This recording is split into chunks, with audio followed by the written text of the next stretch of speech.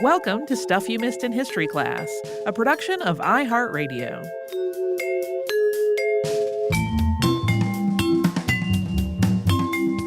Hello and welcome to the podcast. I'm Holly Fry. And I'm Tracy V. Wilson. And I, honestly, Tracy, could not tell you how I stumbled across this topic. It's another one of those cases where I found it scrawled in a notebook and went, I should look that up and see what that was. And then I was like, heavens, I should have done this forever ago. Well, and it's something that when you mentioned to me a couple of weeks ago that you were thinking about it, I was like, that name rings a strange bell that I can't quite place. And then Googled and went, oh, right. Yeah, I feel like I've had this on my potentials too. Yeah. So we're talking about Free Frank McWorter. And his story is a really unique one because he was the first black man in the United States to design a town and plot it and establish a multiracial community there. And he did this despite having been born into slavery. And his story is one of remarkable perseverance and diligence. Both before and after he became a free man, Frank had to work with incredible forethought and purpose to realize his goals for himself and his family. So Frank was born in 1777, so during the Revolutionary War. That was in South Carolina on a plantation near the Palacourt River. And that would geographically be in present-day Union County. Frank's mother, Judah, was an enslaved woman who had been kidnapped and taken from her home in West Africa. So Frank was born enslaved. It's believed that the white owner of this plantation, who was a Scots-Irish man named George McWorter, was Frank's biological father. There's not a lot of documentation regarding Frank's childhood, although he presumably was working with all the other enslaved people on this plantation from a really young age. Information on his mother, Judah, and what her fate was really doesn't exist. No, once Frank's story shifts, Judah gets completely lost in the historical record. Because in 1795, George McWorter, and just for context, because there are two different spellings of that name, is McWhorter. He purchased a tract of land in Kentucky on the Green River. And that same year, we know that 18-year-old Frank was also in Kentucky, presumably having been brought there by McWhorter, although there is actually some confusion in existing histories about whether Frank was sold to someone in Kentucky or whether he was still with McWhorter and used to settle the new land that had been acquired. I think if you look at the evidence and the pattern recognition, he was still with George McWhorter. And McWhorter had 4 enslaved people that were doing this work. And he was then able to purchase additional land in the following years using that slave labor to settle it for farming as well. And just to be clear, this was not land that was just vacant waiting for white people. This was indigenous land that had been ceded through treaties or otherwise taken. I don't want to make it sound like they just sort of arrived and were like, oh, empty land. No, it definitely was part of that other problematic aspect of our history of just taking indigenous people's homes. Yeah, I went down a whole huge rabbit hole when I was first reading through this, like about the history of land rights in Kentucky, which is kind of outside the scope of this podcast, but was really interesting at the same time. So the first year that Frank was in Kentucky, he met an enslaved woman named Lucy, who was enslaved by William Denham. And Denham's daughter was married to George McWhorter's brother, and that connection between the two families is how Frank and Lucy came to know one another. Like Frank, Lucy had been born into slavery. She was born in 1771. Although the union had no legal standing, Frank and Lucy married, at least in their own eyes, in 1799. And by all accounts, they were deeply in love and incredibly devoted to one another, although they were, of course, not allowed to live together due to their enslaved status with 2 separate families. One of the things that we do not often discuss on the show is how people who enslaved other people felt about these marriages. And it came up in one of the biographies of Frank, and I thought was interesting to discuss because, in short, they kind of viewed it as a way to expand their property holdings, particularly for the person who claimed ownership of a woman who was enslaved. This could be viewed as lucrative because her children would automatically become their property. And in 1800, Frank and Lucy did have their first child, a daughter, and they named that daughter Judah after Frank's mother. George McWhorter hired Frank out to other landowners in Kentucky who needed labor on their own properties and their own farms. And at this point in history, this rough area of Kentucky wasn't populated with many people who had their own enslaved workforce. In 1800, the reported numbers were 179,873 white residents in Kentucky and 40,343 enslaved people. In Pulaski County, where McWhorter's property was, there were 2,928 white residents on record and 232 enslaved people. And that meant that a strong young man like Frank was really in demand as rented labor and as a consistent revenue stream for McWhorter, who kept purchasing hundreds and hundreds of acres of land at a time. Yeah, using the money that he was making renting Frank out as labor, as well as other people. But it is interesting, and I think those numbers, when you get to Pulaski County being so small, you realize that this really was an area that was not heavily populated at all at the time. At some point in the early 1800s, Frank made an arrangement with McWhorter that Frank could hire himself out as a laborer in his limited free time. So that meant that Frank could make his own money. But as part of the arrangement, it also meant that he had to pay an annual fee to McWhorter for allowing him to do so. And in some cases, people who owned enslaved people made more money from these monthly payments than they did hiring out their enslaved workforce themselves. And since the area still needed a lot of labor because there were still a lot of white people moving in and trying to set up farms, Frank always had work. In 1798, this arrangement actually would have been illegal. But in 1802, Kentucky law changed to allow the direct hire of an enslaved person. However, it was still technically illegal, but both the laborer and the hirer just had to pay a fine. No one was going to go to jail over it. This was still, even paying those fines, cheaper for these people than hiring free labor. So it was a popular way for landholders to get their property cleared and settled and ready for crops. George McWhorter didn't stay in the same place for long. He moved from his initial Pulaski County, Kentucky homestead to another one in Wayne County, and then he moved to Tennessee. But unlike when he made the move from South Carolina to Kentucky, he didn't take Frank with him when he moved to Tennessee, although he was still enslaving Frank. The mindset of McWhorter in all this is really not known, but one avenue of speculation is that he knew Frank wouldn't try to escape and leave his family behind, and so he trusted him to take care of his property. Eventually, McWhorter was aware that Frank had a plan of saving up to purchase his family's freedom. And he probably thought that Frank would never actually accomplish this task, but keeping that hope alive for him meant that Frank would keep working both on the McWhorter properties and on his own side work. It's a stable enough situation that George McWhorter clearly did not think it was much of a gamble to leave Frank behind. Yeah, there is a lot of speculation about their relationship and what it was and whether McWhorter knew that he was probably his biological son and what that was, but we honestly cannot know. In the early 1800s, the demand for saltpeter was on the rise. It could, of course, be used for a number of things, but had become particularly important in the manufacture of gunpowder. That's something we talked about in our Antoine Lavoisier episode back in 2014. And Frank was insightful. He saw this rising market, and he knew that saltpeter was being mined from caves in the area, so he set up his own small business, a saltpeter works. And he worked McWhorter's land during the day, and he worked in his small business at night, mining the mineral niter and then boiling it down to get the desired sodium nitrate. And the War of 1812 contributed to demand, and Frank was very busy rising to meet it. Two important things happened in 1815 that affected Frank's situation.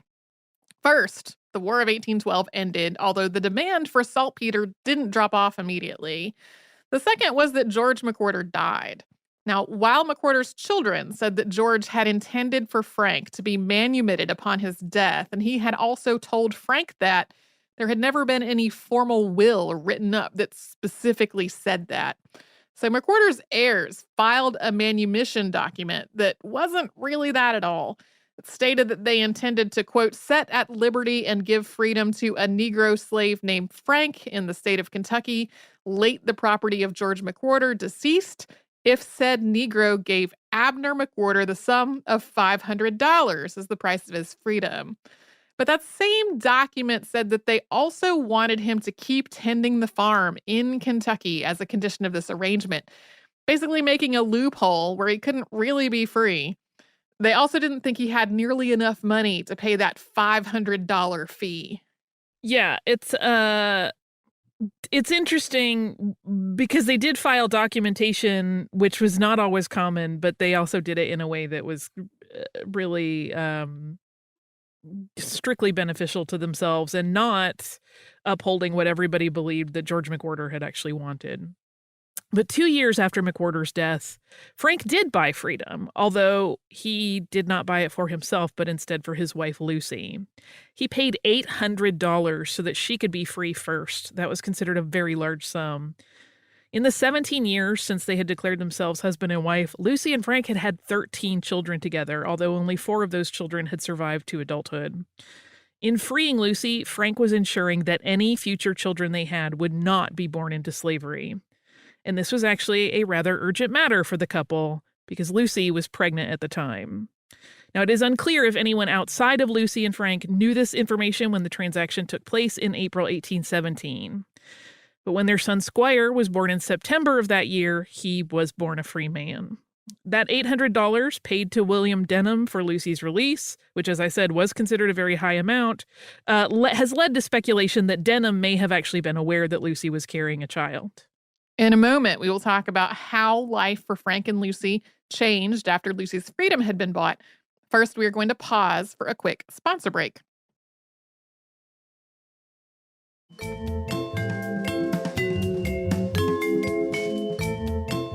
The start of a free life for his family meant that even though Frank himself was still enslaved, he had a wider range of options at earning money.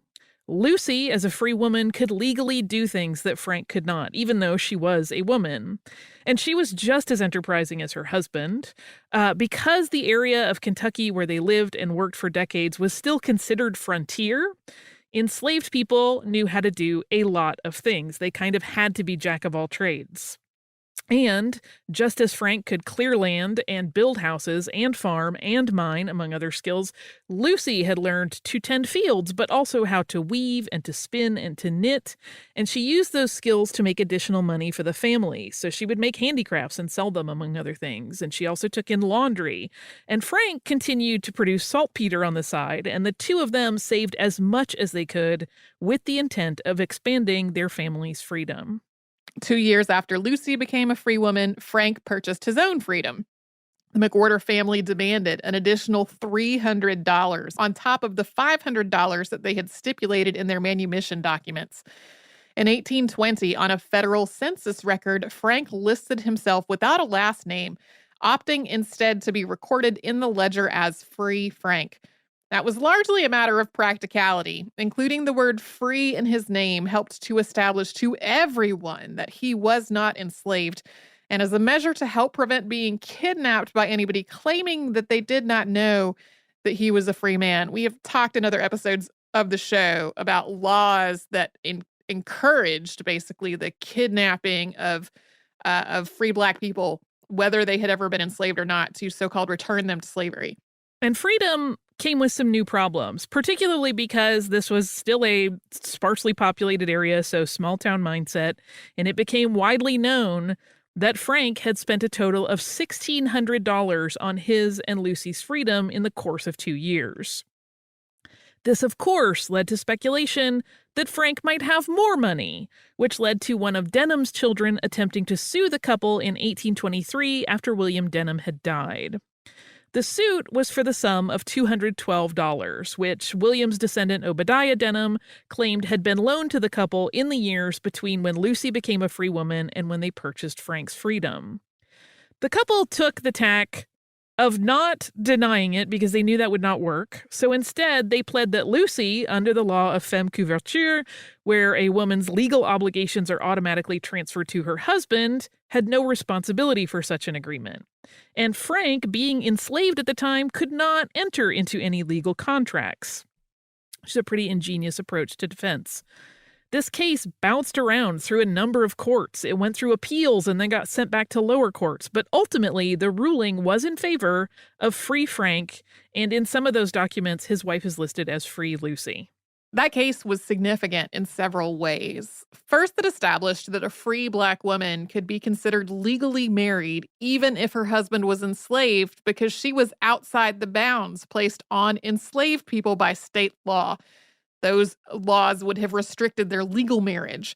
It also established that the civil obligations of transferred responsibility associated with femme coiffure could be applied to free Black women in this kind of a situation. Also, just for clarity, you will also just hear that kind of adapted, that phrase, to coverture. When we had Stephanie Jones-Rogers on, she used that terminology, but it's the same thing. It is also worth noting that it was intensely brave for this couple to fight this whole thing in court in Kentucky, which was a slave state. Another factor in this case was that one of their sons, who was called Young Frank, was enslaved at the time by Obadiah Denham, having been born when Lucy was still considered the Denham's property. And Denham had threatened that he would sell the 21-year-old young Frank as a means of intimidation. However, during all of this case, young Frank was able to make an escape and he fled to Canada. And with the young man gone, Denham had lost his most significant intimidation tactic. Incidentally, 5 years later, Free Frank traded his saltpeter operation to Obadiah Denham in exchange for manumission for young Frank. So that transaction, giving up his saltpeter business, was not a move of desperation. It was one of so many actions that Free Frank had taken as part of a much larger plan. As the 1820s unfolded, Frank and Lucy had decided that they wanted to leave Kentucky entirely and move their family to a free state. There were multiple factors that fed into this decision other than the obvious desire to live outside of a slave state. He and Lucy had 3 children who had been born free. They were growing up in a place where their future was precarious at best. And even as a free man, Frank knew that his own future was just as fragile. As Pulaski County had become more populated over the years, the economic opportunities for Frank and Lucy had dwindled. There was more competition, the demand for saltpeter had dropped off. Frank had wisely diversified his income streams and he made money through farming and land speculation, but he really knew those sources of money were going to get tighter and tighter. Frank and Lucy did not hide their intentions to leave Pulaski County. They started telling people quite a while in advance, and this was, in part, to protect their children who remained enslaved in Kentucky. Frank wanted to make it very, very clear to the white people enslaving his family that he had every intention of purchasing his children's freedom.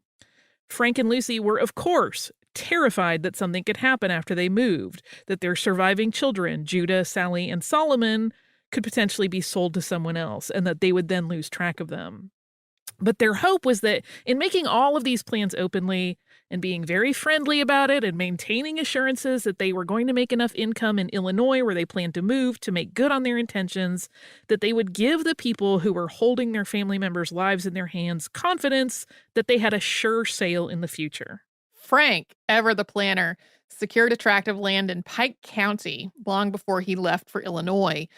He made a trade or sale deal with a Dr. Elliott there. In this deal, Free Frank got 160 acres of Illinois land, and in exchange, Dr. Elliott got a parcel of Frank's land in Kentucky plus $200.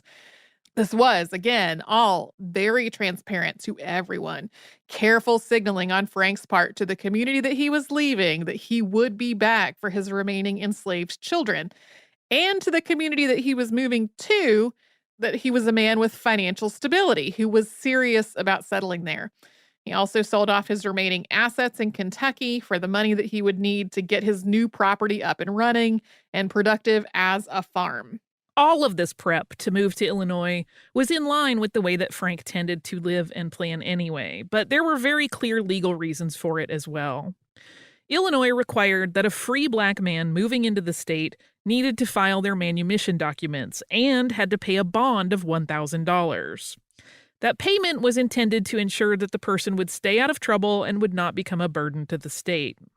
And Free Frank was in a fairly unique position to have the financial liquidity and the paperwork from McWorter's family to meet these requirements. Yeah, these kinds of requirements were not unique to Illinois, if No. folks are wondering. He also had a written character references prepared, another requirement that had been added to the list for entry into Illinois.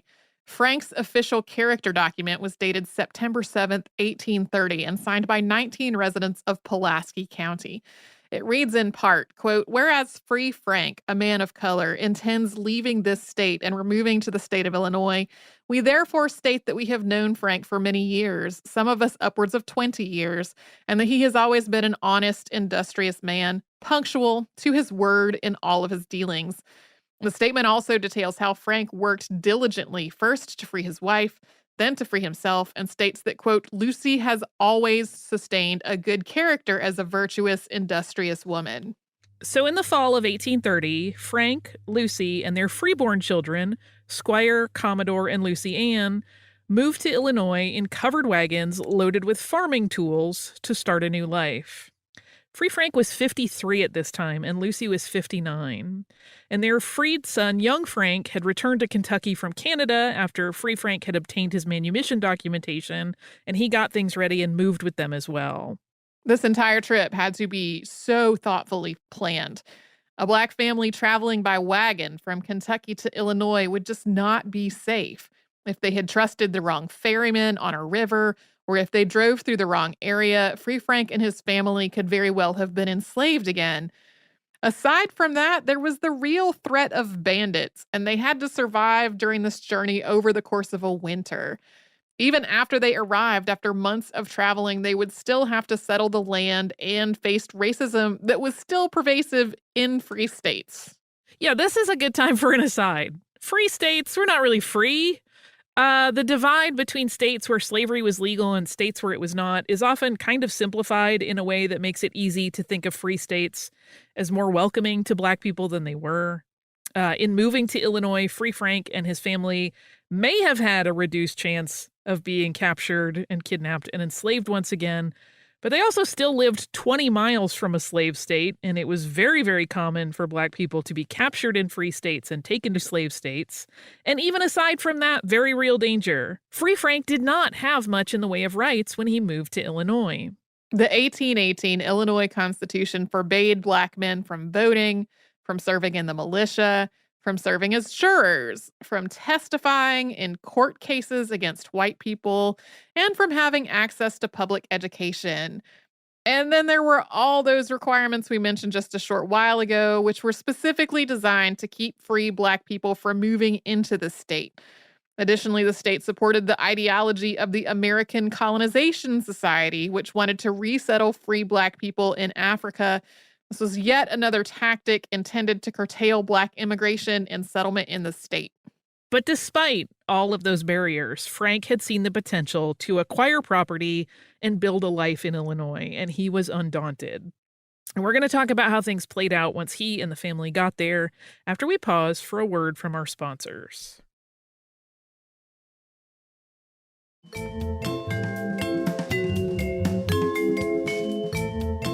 When Free Frank arrived in Illinois with the intent to settle in Hadley Township, he first went to the Pike County clerk to file all of that required paperwork. And in Free Frank's case, he was expected because his land purchase had already been recorded, so they knew that he and his family was coming. And then the entire Frank family put all of the experience they had from settling farms for their white enslavers to work getting their own farm in order. In the first year, they just focused on subsistence farming and storing enough food to get them through the next winter. And then they started focusing on cash farming in the following years. Lucy and Frank, who were Baptists, found a certain degree of social and religious acceptance from some of the neighboring white farmers through their regular attendance of services at one of the settlers' homes nearby. Free Frank was, as has been obvious, enterprising. In 1834, he realized that there was a need for a road to Atlas to the west so that produce and livestock could be shipped along the river. So he started clearing one himself. Once he had the road cleared, all the farmers started to use it. In 1836, a state act was passed to complete the road and make it a public highway. In 1835, in the midst of all of that, Frank made a return trip to Kentucky, having saved up enough money to purchase the freedom of his son Solomon. But when he got to Pulaski County, he discovered that Solomon had been sold, one of the things he and Lucy had been afraid of. But Free Frank was able to locate the purchaser who lived nearby, and he was able to convince him to let him secure his son's freedom for the price of $550. Also in 1835, Free Frank acquired a plot of land from the federal government for $100. That was 80 acres in size. While he planned to continue to make land investments, his biggest priority had been freeing Solomon for using his money. And he continued for years to balance the goals of freeing his remaining family members and ensuring that he was building a life and a home for them once they were free. But that particular plot of land would become significant. As his land holdings grew and Free Frank worked to establish himself and his family in their new state, he became aware that it was going to be really beneficial to him if he could adopt a legal surname as a means of ensuring that no one could question the deeds on any of his property or any other of his legal dealings. So in 1836, he petitioned to have his name legally changed to Frank McWorter. In this case, he left the H out of that last name. That's a variation on the spelling of the person who had enslaved him. There has been so much speculation over this choice, but there is no real record of Frank's actual line of thought and what led him to that decision. Clearer, though, were Frank's legal desires. As soon as the name change was complete, Frank McWorter made a second petition to request that he be given additional legal rights, including the right to purchase property in that name and to participate in legal actions. The state of Illinois General Assembly approved the petitions, and he went from Free Frank to Frank McWorter, and all of his children were given that last name as well, and his legal rights as a free black man expanded considerably. In 1836, after his name change, Frank McWorter submitted a plat for a new township on the land he had purchased from the government. And that was where he founded New Philadelphia. The town plat that he registered with the state featured 144 plots with a connected roadway system. And starting in April of 1837, the lots of New Philadelphia began to sell. And the purchasers of those lots were a mix of black and white. New Philadelphia was the first town in the U.S. planned and established by a black man, and as it developed, it was integrated with black and white residents living side by side, and the children all attending one school. It was not entirely integrated. The cemeteries were still segregated. As the town grew, Frank once again looked to the future in terms of ensuring his family's welfare. He wanted to make sure that if anything happened to him, Lucy would be protected and could inherit his land. So in 1839, Frank and Lucy were finally legally married under Illinois state law in an actual formal ceremony. When Frank was asked during the ceremony if he would love, cherish, and support his bride, he replied, "Why, God bless your soul, I've done that for the last 40 years. It's the sweetest thing. New Philadelphia continued to grow in the years leading up to the Civil War, though the region on that border of Illinois and the slave state of Missouri was in a state of conflict between pro-slavery factions and abolitionists. Even so, New Philadelphia, still a small farming community, made it through the war and saw a bit of a surge in residents after emancipation. In 1865, the town was at its largest, with 160 residents and a variety of small businesses. The promise of a railroad in Pike County, Illinois, offered hopes for even greater prosperity. But when the rail line was laid at the end of the 1860s, it bypassed New Philadelphia. While many households hung on there, this ultimately doomed the small town. It just was obsolete. New Philadelphia slowly declined as the 19th century progressed, and by the middle of the 1880s, there weren't many members of the village left. In the half century from 1890 to 1940, New Philadelphia really vanished into history as abandoned buildings fell down and wild native flora grew over the crops and the roads. Frank had lived in New Philadelphia for the remainder of his life until he died on September 7th, 1854. Throughout the years from 1817 to 1857, Frank McWorter worked tirelessly to keep his family together and to free the ones who had been enslaved. You'll notice that's 3 years past when he died, but we'll explain. Ultimately, he had personally purchased the freedom of 9 people, including Lucy and himself. And this included grandchildren that his daughters had while they were enslaved. Judah, Lucy and Frank's oldest daughter, was finally freed when she was 50. But even after he died, Frank's family continued his efforts to free the entire family. 7 more people, Frank and Lucy's grandchildren and great-grandchildren, were freed with the money that he had left behind and from sales of land that he had left his children in those 3 years after his death. And over the years, the general tally is that the family's freedom had cost $14,000, again, in 1850s total. That is a great deal more today. In recent years, New Philadelphia has been the focus of ongoing archaeological projects and efforts to have it recognized for its historical significance. Frank and Lucy McWorter's descendants have been involved in those efforts, ensuring that the family's history is part of that discussion. And New Philadelphia was listed on the National Register of Historic Places in 2005. In 2009, it was designated a National Historic Landmark. The National Park Service made it part of their National Underground Railroad Network to Freedom program in 2013, as it is believed to have been part of that network. But national park status for the site has remained elusive.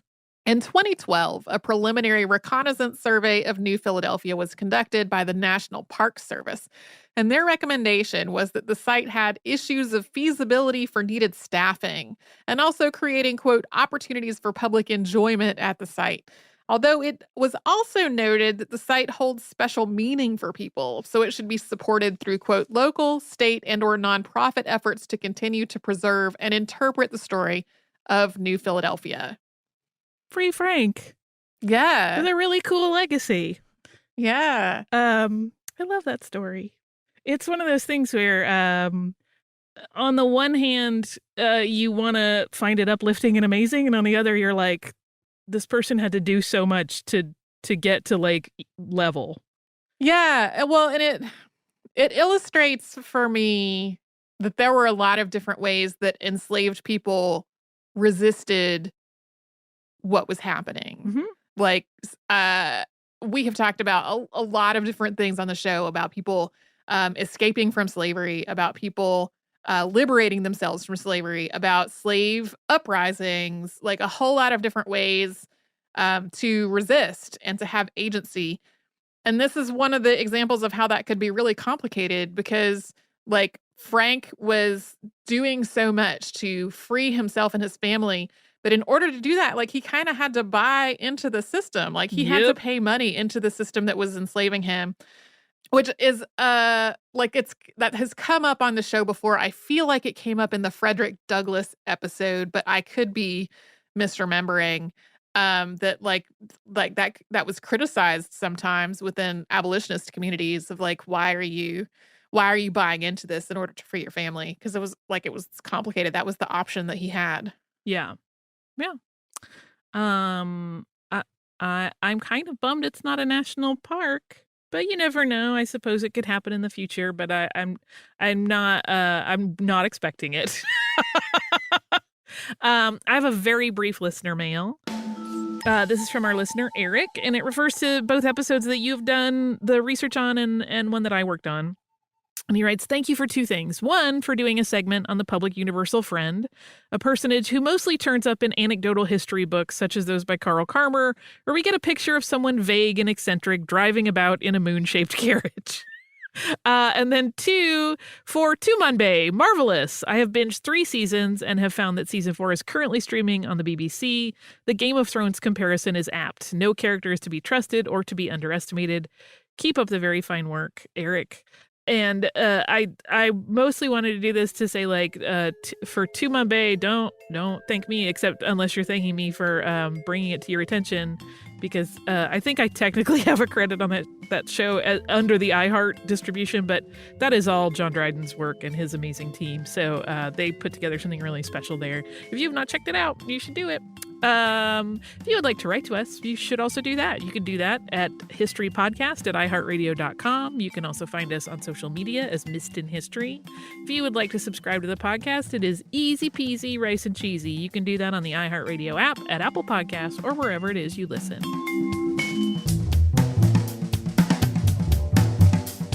Stuff You Missed in History Class is a production of iHeartRadio. For more podcasts from iHeartRadio, visit the iHeartRadio app, Apple Podcasts, or wherever you listen to your favorite shows.